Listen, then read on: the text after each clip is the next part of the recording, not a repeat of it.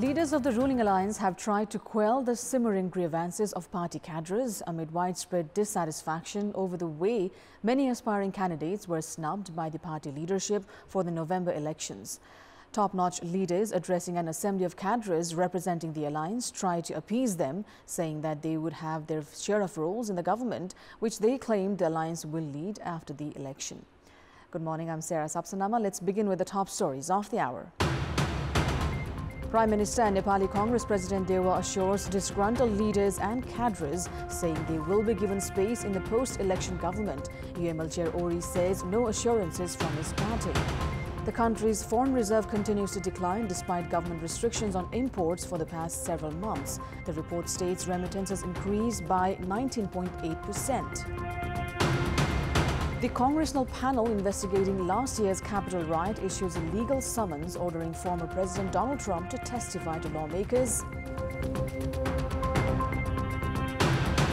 And the T20 World Cup Super 12 kicks off from today with host Australia facing New Zealand in the opening match. England up against Afghanistan in the second match.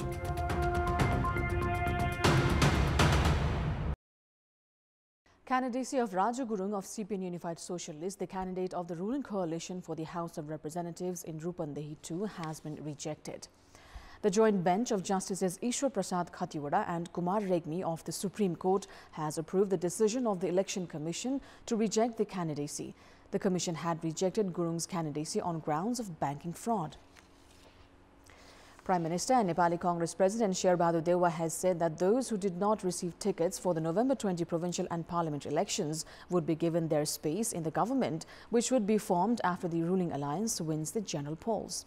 Addressing the meet of the cadres of the ruling alliance held yesterday, Premier Dewa urged the members and cadres who did not receive election tickets not to be disappointed. Acknowledging the fact that dissatisfaction was rife in the alliance because of not receiving tickets, Dewa claimed that the alliance would win the upcoming election with united effort. Also addressing the program, CPN Maoist Centre Chairperson Pushpa Kamal Dahal said that the ruling coalition was not formed only to win the election. He further went on to add that the coalition would continue to exist until regressive forces were in play. Echoing Dahal's voices, CPN Unified Socialist Chair Madhav Kumar Nepal said that the ruling coalition was formed with an honest objective to protect the constitution and democracy.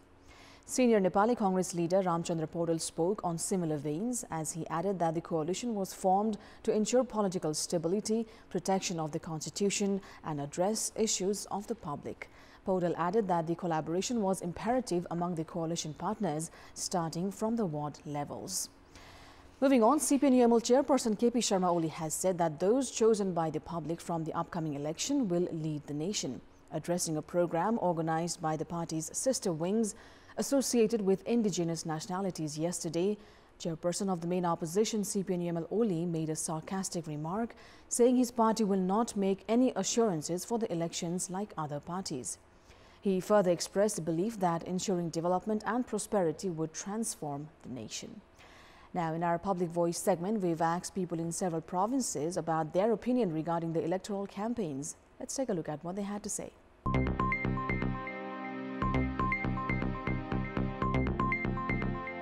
Vote माग्न आउँछन् पहिला जस्तो चटकिलो भटकिलो छैन घर घर पनि खासै भेटघाट गर्नुभएको छैन जागिर गराइदिन्छन् छोरा नातिहरुलाई भन्छन् कोही देखिया छैन अहिले नेताहरूले हामीलाई केही आश्वासन पनि दिएका छन् केही पनि सहयोग पनि गरेका छैन दुनियालाई डिस्टर्ब गर्ने भएको छैन एकदम शान्तिपूर्ण छ राम्रो छ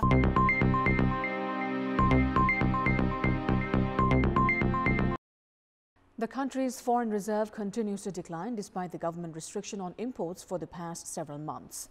Publishing a report on the current macroeconomic and financial situation of Nepal based on the 2 months data ending mid-September 2022-23, the Nepal Rashtra Bank has said that the consumer price inflation CPI base inflation has remained at 8.64% on year-on-year basis. Imports have decreased 13%, exports have declined by 34.9%, and trade deficit has gone down by 9.4% in the period. The report states that remittances have increased by 19.8% in Nepalese rupees terms and 11.3% in US dollars terms. The central bank has added that the balance of payments BOP remained at a deficit of 23.68 billion rupees. The gross foreign exchange reserves stood at $9.35 billion, while the federal government spending amounted to $134.34 billion and revenue collection was limited to 143.81 billion rupees. Broad money, or M2, decreased by 1.1%, but on year-on-year basis, M2 increased by 5.5%. Deposits at the banking and financial institutions (BFIs) decreased by 0.9%, and the private sector credit increased by 0.5%. However, on year-on-year basis, deposits increased by 7.4%, and the private sector credit increased by 7.5%. It's time now for our segment Public Pulse, where you text us with your opinion. The question is, what should we term the trend of market monitoring only during festivities? Your options are A. Flawed policies, B. Toying with consumers, and C. Seasonal monitoring. The voting is on. Type NEWS, select your option A, B or C and send it to 34001 to share your opinion with us. It's time now for the international update.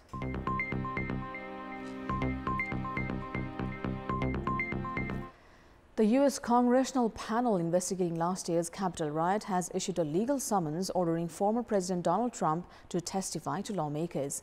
A lawyer for Trump accused the lawmakers on the committee of flouting norms. The former president has lambasted the inquiry as a ruse designed to distract voters from the disaster of democratic governance, with U.S. midterm elections looming next month. Trump could face criminal charges if he does not comply with the subpoena. He has until 4th of November to provide documents to the 6th of January committee and must appear for deposition testimony on or about 14th of November. If Trump refuses to testify to Congress or hand over the requested material, the committee could refer the matter to the Department of Justice, potentially triggering criminal proceedings. The subpoena was issued just hours after former President Trump's strategist Steve Bannon was fined $6,500 and sentenced to 4 months in jail for contempt of Congress. And that's all for the moment. Thank you for watching. Bye for now.